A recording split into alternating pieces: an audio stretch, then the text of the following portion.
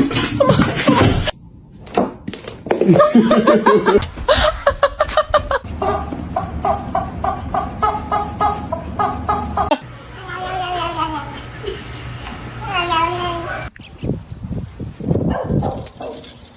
are you looking at?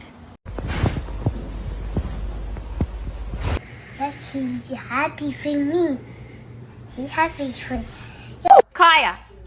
She can't find it.